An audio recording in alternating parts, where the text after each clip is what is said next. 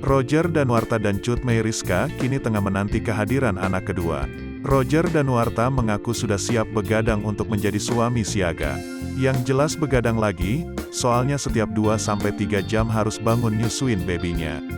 Begadang 2-3 bulan lah ya, kata Roger Danuarta dikutip dari YouTube Cumi Cumi, Senin, tanggal 4 April tahun 2022. Ia juga mengungkapkan rela standby saat sang istri membutuhkan bantuannya.